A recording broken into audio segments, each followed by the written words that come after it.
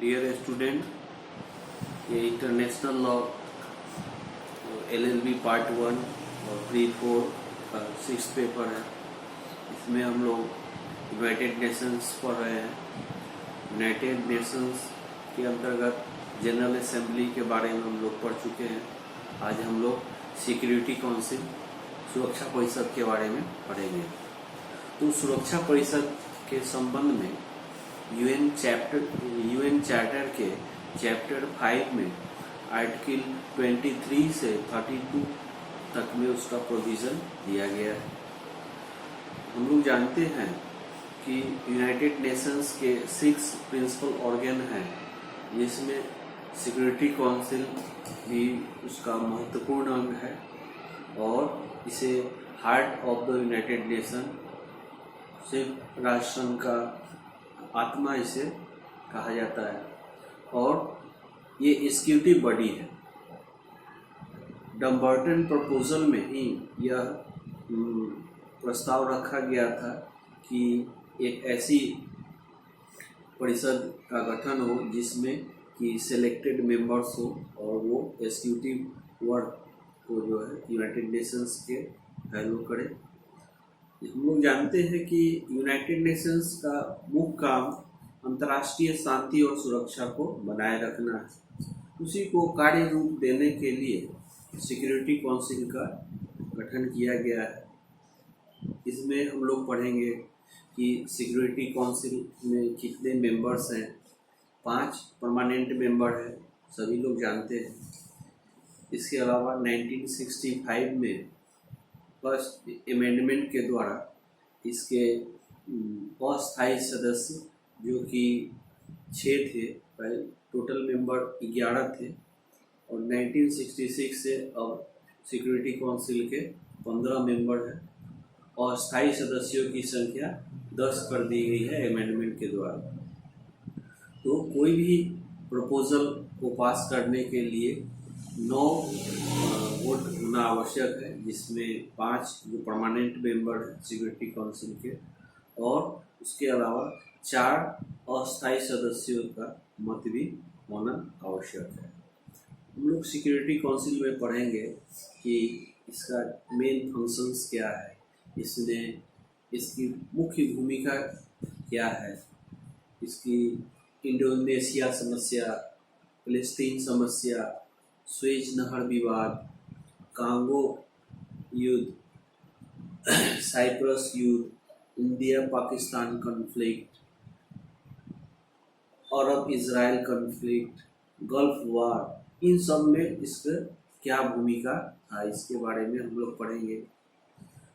इसके अलावा सुरक्षा परिषद के निर्वाचन संबंधी क्या कार्य है, पर्यवेक्षण कार्य क्या है, संवैधानिक क्या है, डबल वीटो क्या है, इन सब के बारे में हम लोग डिटेल पढ़ेंगे।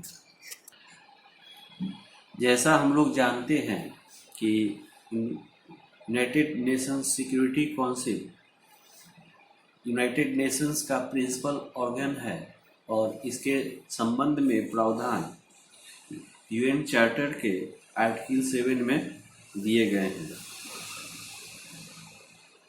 यूनाइटेड नेशंस सिक्योरिटी काउंसिल में 2 प्रकार के सदस्य होते हैं। 5 सदस्य अस्थायी होते हैं, परमानेंट, जिसके बारे में हम सभी जानते हैं। अमेरिका, रसिया, चाइना, फ्रांस और इंग्लैंड, ये 5 उसके परमानेंट मेंबर हैं। इसके अलावा 1965 तक उसमें 6 अस्थायी मेंबर जो कि 2 वर्षों के लिए चुने जाते हैं और 1966 से अब अस्थायी सदस्य 10 हो गए हैं। भारत भी सुरक्षा परिषद का लगभग 7 बार सदस्य रह चुका है।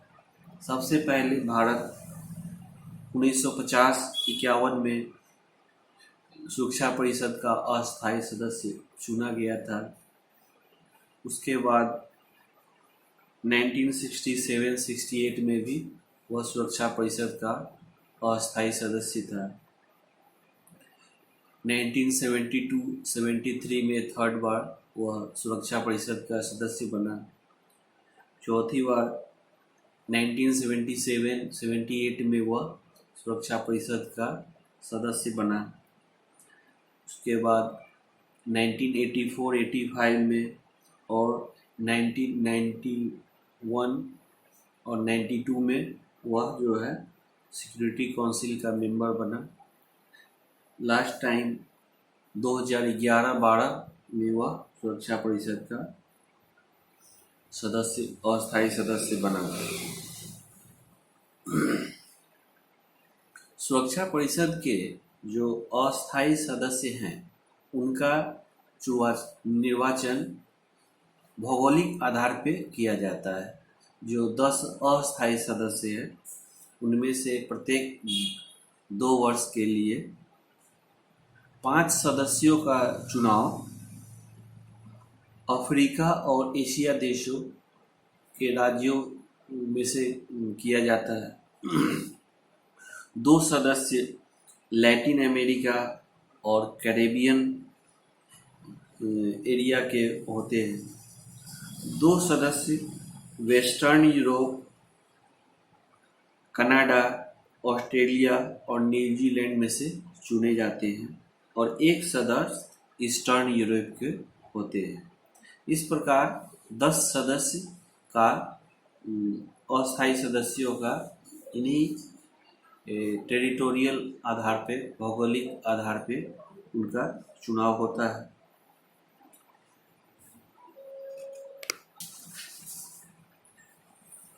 यूनाइटेड नेशन सिक्योरिटी काउंसिल ने 1945 से लेकर अब तक किस प्रकार और किन किन मुद्दों पर अपनी महत्वपूर्ण भूमिका निभाई है, इसका विश्लेषण करेंगे। सबसे पहले इंडोनेशिया क्राइसिस के बारे में बताएंगे कि इसमें सुरक्षा परिषद ने बहुत ही महत्वपूर्ण कार्य किए और वहाँ जो सशस्त्र संघर्ष हो रहा था उसे खत्म करने में सुरक्षा परिषद ने अपना महत्वपूर्ण योगदान दिया। उसी प्रकार फिलिस्तीन में सुरक्षा परिषद ने प्रभावशाली कार्य संपादन करते हुए और सुरक्षा परिषद के प्रयासों के कारण ही फिलिस्तीन में भी सशस्त्र संघर्ष जो है समाप्त हो पाया। इसी प्रकार जो मिस्र में जो स्वेज नहर संकट आया उसमें सुरक्षा परिषद ने अपनी महत्वपूर्ण भूमिका निभाई। मिस्र के कर्नल नासिर द्वारा 1956 में स्वेज नहर के राष्ट्रीयकरण किया गया, जिसके कारण इजराइल, फ्रांस, ब्रिटेन आदि ने मिस्र पर आक्रमण कर दिया। ऐसे में सुरक्षा परिषद ने महत्वपूर्ण कदम उठाए और स्वेज नहर के संकट को सुलझाने में अपनी भूमिका निभाई। इसी प्रकार 1960 में कांगो में जो समस्या उत्पन्न हुई उसे दूर करने में सुरक्षा परिषद ने 48 आवर्स के अंदर ही उस समस्या को दूर कर दिया और इसे सुरक्षा परिषद का बहुत ही प्रभावशाली कार्य कहा जाता है। इसमें यूनाइटेड नेशंस के 26,000 मेंबर ने भाग लिया था, जिसमें 20,000 सैनिक तथा 6,000 गैर सैनिक सदस्य शामिल थे। इसी प्रकार साइप्रस समस्या के समाधान में 1964 में बहुत बड़े पैमाने पर वहाँ भी सशस्त्र संघर्ष को रोकने में सुरक्षा परिषद ने महत्वपूर्ण भूमिका निभाई। और हम लोग को मालूम ही है भारत पाक कॉन्फ्लिक्ट, इंडिया पाकिस्तान के मध्य जो भी जितने बार भी समस्याएं हुई उसमें सुरक्षा परिषद ने अपनी भूमिका के द्वारा उसे शांत करने का प्रयास किया। इसी प्रकार अरब और इजराइल के बीच भी जो युद्ध की स्थिति उत्पन्न हुई 1973 में, उसे भी दूर करने में सुरक्षा परिषद ने महत्वपूर्ण योगदान दिया। लेकिन इसका अर्थ यह नहीं कि सुरक्षा परिषद सभी मुद्दों पर पूर्ण रूप से तथा सफल रही। खाड़ी युद्ध में हमने देखा कि अमेरिका ने अपनी तानाशाही प्रवृत्ति अपनाई। इराक द्वारा कुवैत पर आक्रमण किए जाने के कारण अमेरिका को बार बार अपने प्रस्ताव बदलने पड़े और उसने इराक पर आक्रमण कर वहाँ भी यूनाइटेड नेशंस के द्वारा और सिक्योरिटी काउंसिल के सपोर्ट में लेकर वहाँ पे महत्वपूर्ण कार्रवाई की। इसी प्रकार हम कह सकते हैं कि अंतर्राष्ट्रीय शांति और व्यवस्था बनाए रखने में यूनाइटेड नेशंस के सुरक्षा परिषद महत्वपूर्ण कार्य किए हैं। सुरक्षा परिषद किस प्रकार अपने कार्य करती है और संयुक्त राष्ट्र महासभा और सुरक्षा परिषद मिलकर कौन कौन सा कार्य करती है, ये भी जानना आवश्यक है। सुरक्षा परिषद नए सदस्यों के यूनाइटेड नेशन में नए सदस्यों के प्रवेश के संबंध में सुरक्षा परिषद और महासभा दोनों मिलकर कार्य करती है। इसके अलावा सदस्यों के अधिकारों और विशेषाधिकारों के निलंबन के संबंध में भी दोनों की भूमिका महत्वपूर्ण होती है। तीसरा महत्वपूर्ण कार्य सुरक्षा परिषद जो महासभा के साथ मिलकर करती है, अंतर्राष्ट्रीय न्यायालय के न्यायाधीशों के निर्वाचन का कार्य है।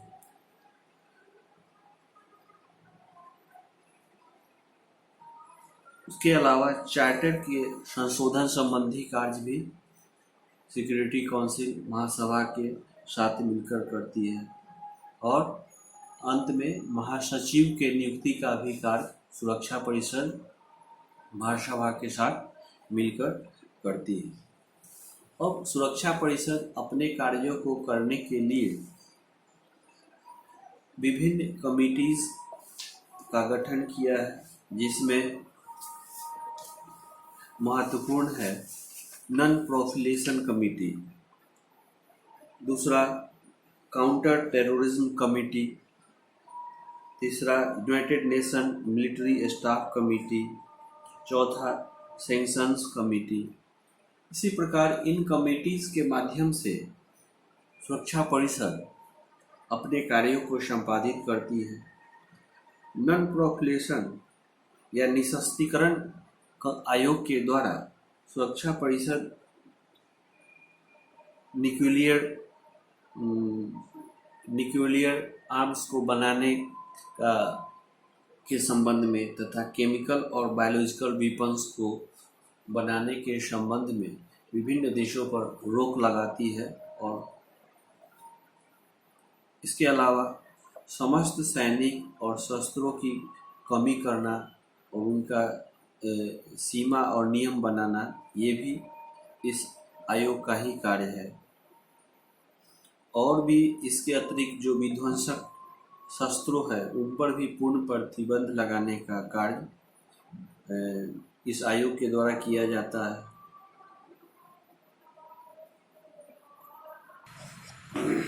इस प्रकार हम देखते हैं कि सुरक्षा परिषद संयुक्त राष्ट्र संघ के प्रमुख का अंतर्राष्ट्रीय शांति और सुरक्षा बनाए रखने के कार्य को करता है और इसके अन्य कार्यों में निर्वाचन संबंधी कार्य है, जिसमें कि वह इंटरनेशनल कोर्ट ऑफ जस्टिस के जजेस के निर्वाचन में अपनी भूमिका निभाता है। दूसरा सुपरविजन पर्यवेक्षण संबंधी कार्य है, वह मेंबर्स के निषेधाधिकार मेंबर्स को निलंबित करना, सस्पेंड करना या अन्य कमेटियों पर वो अपना सुपरविजन रखता है। कॉन्स्टिट्यूशनल वर्क के अंतर्गत, संवैधानिक कार्य के अंतर्गत सुरक्षा परिषद यदि चाहे तो यूएन चार्टर के आर्टिकल 108 और 9 के अनुसार वह सुरक्षा परिषद के अस्थायी सदस्यों की संख्या में भी परिवर्तन कर सकता है। इस प्रकार हम देखते हैं कि सुरक्षा परिषद अंतर्राष्ट्रीय शांति और सुरक्षा को बनाए रखने में एक बहुत ही महत्वपूर्ण भूमिका निभाता है। यही कारण है कि सुरक्षा परिषद को दुनिया का पुलिसमैन ऑफ द वर्ल्ड कहा जाता है। Thank you.